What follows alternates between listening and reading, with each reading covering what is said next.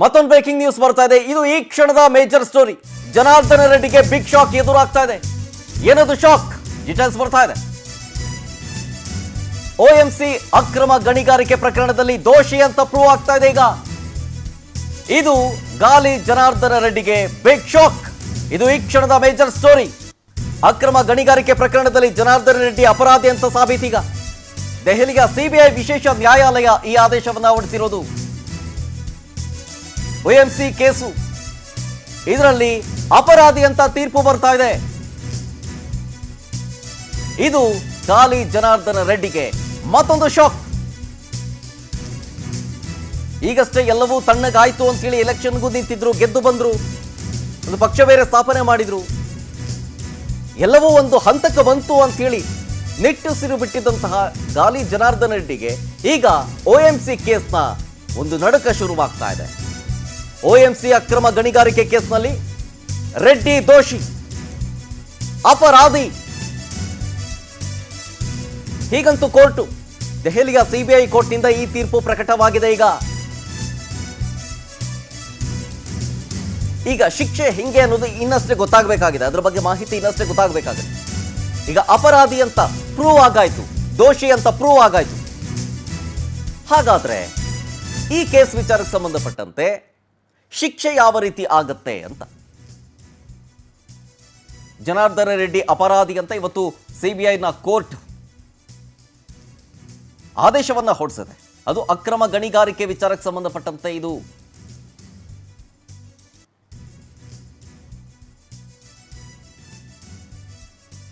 ಒಂದಷ್ಟು ಮೈನಿಂಗ್ ಕಂಪನಿಗಳನ್ನು ಹೊಂದಿದ್ದಾರೆ ಜನಾರ್ದನ ರೆಡ್ಡಿ. ಈಗ CBI ವಿಶೇಷ ಕೋರ್ಟ್ ಈ ತೀರ್ಪನ್ನು ಹೊರಹಾಕಿರೋದು. ಹಾಲಿ ಗಂಗಾವತಿ ಶಾಸಕರು ಆಗಿದ್ದಾರೆ ಜನಾರ್ದನ ರೆಡ್ಡಿ. ಏನೇನೋ ಪಾಪ ಈ ಹೊರಗಡೆ ಬಂದು ಪಕ್ಷವನ್ನು ಸ್ಥಾಪನೆ ಮಾಡಿದ್ರು, ಹಿಂಗಾದ್ರೂ ಮಾಡಿ ಬಳ್ಳಾರಿಗೆ ಎಂಟ್ರಿ ಕೊಡಬೇಕು ಅನ್ನುವಂಥ ಶತಪ್ರಯತ್ನ ಆಯಿತು. ಒಂದು ಪಕ್ಷ ಬೇರೆ ಸ್ಥಾಪನೆ ಮಾಡಿ ಅದರಿಂದ ಗೆದ್ದು ಬಂದರು ಒಂದು ಸೀಟು. ಈಗ ಗಂಗಾವತಿ ಶಾಸಕರಾಗಿದ್ದಾರೆ. ಎಲ್ಲವೂ ಅಂದ್ಕೊಂಡಂತಾಯ್ತು ಅನ್ನುವಂಥ ಸಂದರ್ಭದಲ್ಲಿ ಹಿಂಗಾಗಿದೆ. ಈ ಅಕ್ರಮ ಗಣಿಗಾರಿಕೆ ಯಡಿಯೂರಪ್ಪನವರು ಅಧಿಕಾರದಲ್ಲಿದ್ದಂಥ ಸಂದರ್ಭದಲ್ಲಿ, BJP ಅಧಿಕಾರದಲ್ಲಿದ್ದಂಥ ಸಂದರ್ಭದಲ್ಲಿ ಆಗಿದ್ದು ಅನ್ನೋದು ಆಂಧ್ರ ಮತ್ತು ಕರ್ನಾಟಕ ಗಡಿ ಭಾಗದ್ದು. ಅಲ್ಲಿ ಅದಿರಿನ ಅಕ್ರಮ ಗಣಿಗಾರಿಕೆ ಸಂಬಂಧಪಟ್ಟಂಥ ಕೇಸಿದು. ಅಲ್ಲಿ ಇವರು ಅಕ್ರಮವಾಗಿ ನಡೆಸ್ತಾ ಇದ್ರು ಅಂತ. ಶ್ರೀನಿವಾಸ ರೆಡ್ಡಿ OMC ಕಂಪನಿಯ ವ್ಯವಸ್ಥಾಪಕ ನಿರ್ದೇಶಕರು ಇವರು ಪ್ರಮುಖವಾಗಿ. ಶಾಸಕ ಜನಾರ್ದನ ರೆಡ್ಡಿ ಈ ಕಂಪನಿಯ ಮುಖ್ಯಸ್ಥರು ಆಗಿದ್ರು. ಈ ಕಂಪನಿಗೆ ಗಣಿಗಾರಿಕೆ ಮಂಜೂರಾತಿ ನೀಡುವಲ್ಲಿ ಅಕ್ರಮ ಆಗಿದೆ ಅನ್ನೋ ಆರೋಪ ಇವರ ಮೇಲಿತ್ತು. ಅರಣ್ಯ ಇಲಾಖೆ ಆಗಿರಲಿ, ಗಣಿ ಇಲಾಖೆ ಆಗಿರಲಿ, ಅದರಿಂದಲೂ ಕೂಡ ಅಕ್ರಮ ನಡೆದಿತ್ತು ಅನ್ನೋ ಆರೋಪ ಇತ್ತು ಜನಾರ್ದನ ರೆಡ್ಡಿ ಮೇಲೆ. ಸೊ ಎಲ್ಲದರ ತನಿಖೆ ಮಾಡಿರುವಂಥ CBI ವಿಶೇಷ ನ್ಯಾಯಾಲಯಕ್ಕೆ ಸಲ್ಲಿಸಿದಂತಹ ವರದಿಯ ಪ್ರಕಾರ ಈಗ ಗಾಲಿ ಜನಾರ್ದನ ರೆಡ್ಡಿ ಗಂಗಾವತಿ ಶಾಸಕ ಬಿಗ್ ಶಾಕ್ ಎದುರಿಸ್ತಾ ಇದ್ದಾರೆ. ಅಪರಾಧಿ ಅಂತ ಪ್ರೂವ್ ಕೂಡ ಆಗಿದೆ. OMC ಅಕ್ರಮ ಮೈನಿಂಗ್ ಕೇಸ್ನಲ್ಲಿ ಶಾಸಕ ರೆಡ್ಡಿ ಅಪರಾಧಿ. ಹೇಳಿದ್ನಲ್ಲ, ಯಡಿಯೂರಪ್ಪನವರು ಆಡಳಿತದಲ್ಲಿದ್ದಂತಹ ಸಂದರ್ಭದಲ್ಲಿ ಆದಂತಹ ಅಕ್ರಮ ಗಣಿಗಾರಿಕೆ ಕೇಸಿದು. ಡೀಟೇಲ್ಸ್ ಕೊಡ್ತಾರೆ ನಮ್ಮ ಪ್ರತಿನಿಧಿ ಸಂತೋಷ್, ಫೋನ್ ಸಂಪರ್ಕದಲ್ಲಿ ಜಾಯ್ನ್ ಆಗ್ತಾರೆ. ಸಂತೋಷ್, ಈಗಷ್ಟೇ ಹೇಳ್ತಾ ಇದ್ದೆ, ಯಡಿಯೂರಪ್ಪನವರು ಅಧಿಕಾರದಲ್ಲಿದ್ದಂತಹ ಸಂದರ್ಭದಲ್ಲಿ ಆದಂತಹ ಒಂದು ಪ್ರಕರಣ ಈಗ ದೋಷಿ ಅಂತ ಪ್ರೂವ್ ಆಗ್ತಾ ಇದೆ. ಶಿಕ್ಷೆ ವಿಚಾರಕ್ಕೆ ಬಂದ್ರೆ ಇದರ ಜೊತೆಗೆ ಈ ಕೇಸ್ನಲ್ಲಿ ಏನೇನಾಗಿದೆ ಇಲ್ಲಿ ತನಕ? ಶರತ್, ಪ್ರಮುಖವಾಗಿ ಯಡಿಯೂರಪ್ಪ ನೇತೃತ್ವದ ಸರ್ಕಾರ ಅಧಿಕಾರಕ್ಕೆ ಬಂದಂತ ಸಂದರ್ಭದಲ್ಲಿ ಕೂಡ ಮೊದಲನೇ ಅವಧಿಯಲ್ಲಿ ನಡೆದಂತ ಈ ಒಂದು ಗಣಿಗಾರಿಕೆ ಅಕ್ರಮ ಪ್ರಕರಣದಲ್ಲಿ ಪ್ರಮುಖವಾಗಿ ಓಬಳಾಪುರಂ ಮೈನಿಂಗ್ ಕಂಪನಿಗೆ ಆಗಿನ ಸಚಿವರಾಗಿದ್ದಂತವ್ರ ಜೊತೆಗೆ ಕಂಪನಿಯ ವ್ಯವಸ್ಥಾಪಕ ನಿರ್ದೇಶಕರಾಗಿದ್ದಂತಹ ಜನಾರ್ದನ್ ರೆಡ್ಡಿ ಹಾಲಿ ಗಂಗಾವತಿ ಶಾಸಕರಾಗಿ ಕೆಲಸವನ್ನ ನಿರ್ವಹಿಸ್ತಾರೆ. ಜನಾರ್ದನ್ ರೆಡ್ಡಿ ಅವರು ಇದೀಗ ಅಪರಾಧಿ ಅನ್ನುವಂಥದ್ದನ್ನು ಕೂಡ CBI ವಿಶೇಷ ನ್ಯಾಯಾಲಯ ತೀರ್ಪನ್ನ ಕೊಟ್ಟಿದೆ. ಒಂದು ಸ್ಪಷ್ಟವಾಗಿದೆ, ಗಣಿಗಾರಿಕೆಯನ್ನ ಅಕ್ರಮವಾಗಿ ನಡೆಸಿರುವಂತದರ ಬಗ್ಗೆ ಸುದೀರ್ಘವಾಗಿ ಸುಮಾರು 7 ರಿಂದ 8 ವರ್ಷಗಳ ಕಾಲ ಸುದೀರ್ಘ ವಿಚಾರಣೆಯನ್ನು ನಡೆಸಲಾಗಿತ್ತು. ಜೊತೆಗೆ ಅದೇ ಪ್ರಕರಣದಲ್ಲಿ ಅವರು ಜೈಲು ವಾಸವನ್ನು ಕೂಡ ಅನುಭವಿಸಿದ ಗಮನಿಸಬೇಕಾಗತ್ತೆ. ಆದ್ರೆ ಇದೀಗ ಒಟ್ಟು 12 ವರ್ಷಗಳ ಬಳಿಕ ಇದೀಗ ಅಂತಿಮವಾದಂತಹ ತೀರ್ಪನ್ನ CBI ವಿಶೇಷ ನ್ಯಾಯಾಲಯ ಟ್ರಯಲ್ ಎಲ್ಲವನ್ನು ನಡೆಸಿದ ಬಳಿಕ ತೀರ್ಪನ್ನ ಇವತ್ತು ನೀಡಿದೆ.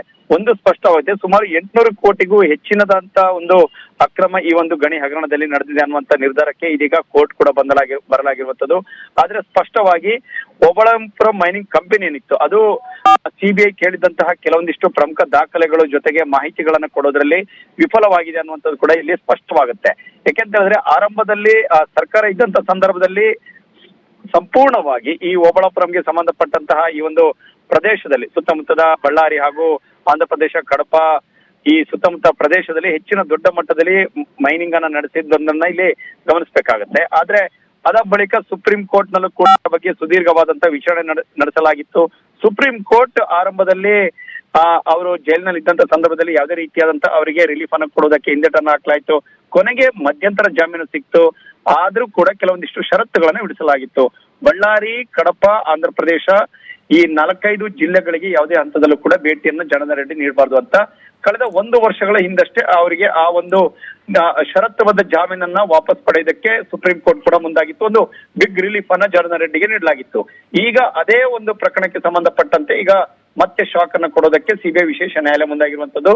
ಜೊತೆಗೆ ಸುದೀರ್ಘ ವಿಚಾರಣೆ ಬಳಿಕ ಅಂತಿಮ ಆದೇಶವನ್ನ ಇದೀಗ ಹೊರಡಿಸಿರುವಂತ ಇಲ್ಲಿ ಗಮನಿಸಬೇಕಾಗುತ್ತೆ. ಶಾಸಕರಾಗಿರುವಂತ ಜನಾರ್ದನ ರೆಡ್ಡಿ ಇದೀಗ ಅಪರಾಧಿ ಅನ್ನುವಂಥದ್ದನ್ನ ಘೋಷಣೆ ಮಾಡಿದೆ.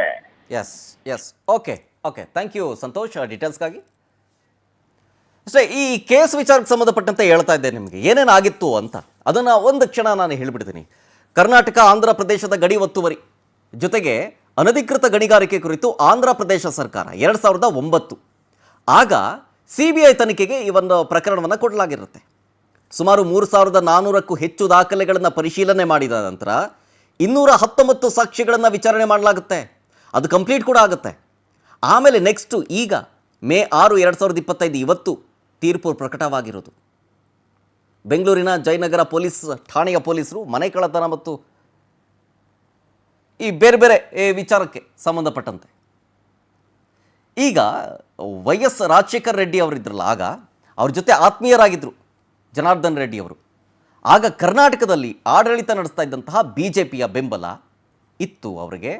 ಜೊತೆಗೆ ಅಧಿಕಾರಿಗಳ ಆತ್ಮೀಯತೆಯಿಂದಾಗಿ ಕರ್ನಾಟಕ ಆಂಧ್ರದ ಗಡಿ ಭಾಗದಲ್ಲಿ ಕರ್ನಾಟಕದ ಗಡಿಯನ್ನು ಒತ್ತುವರಿ ಮಾಡಿ ಅನಧಿಕೃತವಾಗಿ ಇವರು ಗಣಿಗಾರಿಕೆಯನ್ನು ಮಾಡಿದ್ದಾರೆ ಅಂಥೇಳಿ ಉದ್ಯಮಿಯವರು ಕಂಪ್ಲೇಂಟನ್ನು ಕೊಟ್ಟಿರ್ತಾರೆ. ಆ ಕಂಪ್ಲೇಂಟ್ನ ಹಿನ್ನೆಲೆಯಲ್ಲಿ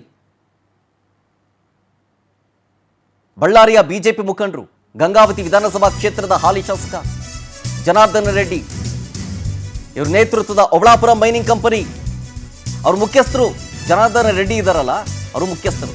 ಹೇಳ್ತೀನಿ ಇದ್ರ ಬಗ್ಗೆ ಮತ್ತೆ ನಾನು. CBI ತೀರ್ಪಿನಿಂದ ಜನಾರ್ದನ ರೆಡ್ಡಿಗೆ ಈಗ ಆಘಾತ ಎದುರಾಗಿದೆ. ಕೋರ್ಟ್ ಹಾಲ್ನಲ್ಲೇ ಕುಸಿದು ಬಿದ್ದಿದ್ದಾರೆ ಗಣಿದಣಿ. ಹಿಂಗಾಗತ್ತೆ ಅಂತ ನಿರೀಕ್ಷೆ ಕೂಡ ಮಾಡಿರಲಿಲ್ಲ ಅಂತ.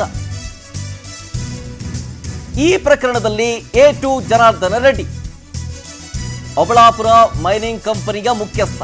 ಇದರ MD ಆಗಿದ್ದು A1 ಶ್ರೀನಿವಾಸ ರೆಡ್ಡಿ.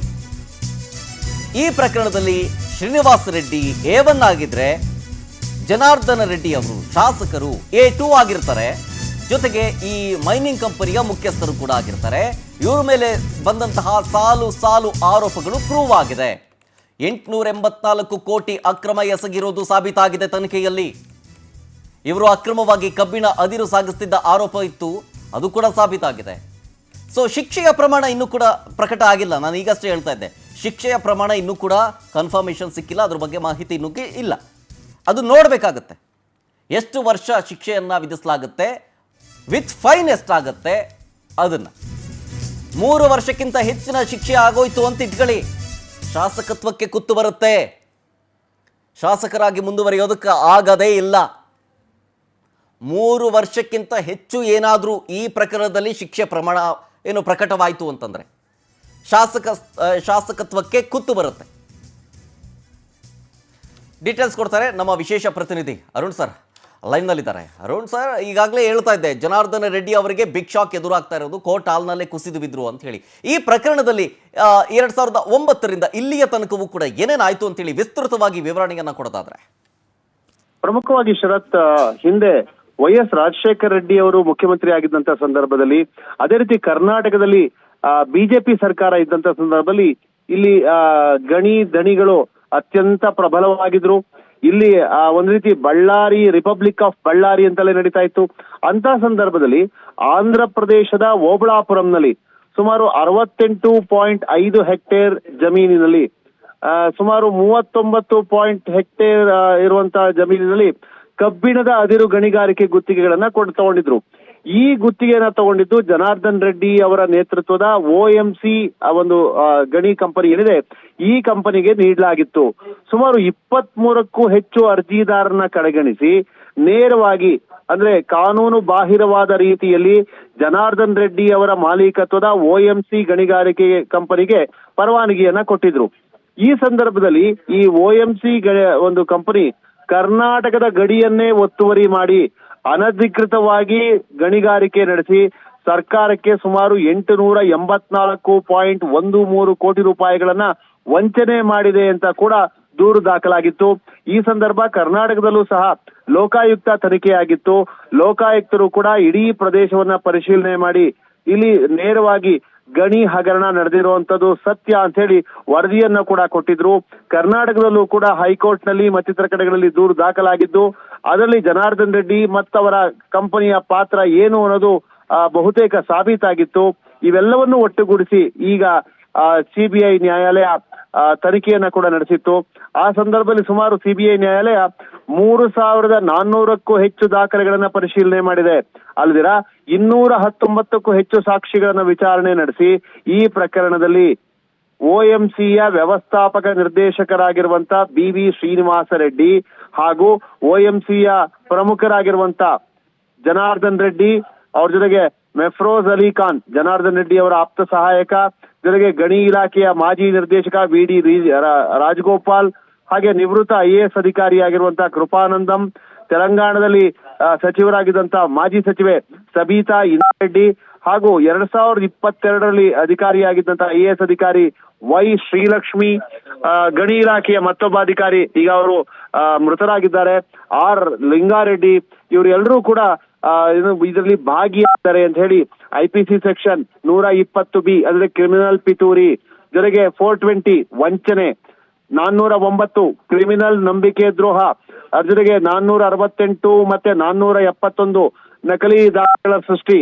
ಭ್ರಷ್ಟಾಚಾರ ತಡೆ ಕಾಯ್ದೆ ಸೆಕ್ಷನ್ 13/2 ಮತ್ತು 13/1 ಅಡಿಯಲ್ಲಿ ಜನಾರ್ದನ್ ರೆಡ್ಡಿ ಅವ್ರನ್ನ ಈ ಮೊದಲು ಬಂಧನ ಕೂಡ ಮಾಡಲಾಗಿತ್ತು. ಆದ್ರೆ ನಂತರ ಅವರು ಸುಮಾರು 1.5 ವರ್ಷ ಜೈಲಿನಲ್ಲಿದ್ದು ಆಮೇಲೆ ಜಾಮೀನು ಪಡೆದು ಜಾಮೀನಿನ ಅಡಿಯಲ್ಲಿ ಹೊರಗಡೆಗೆ ಬಂದಿದ್ರು.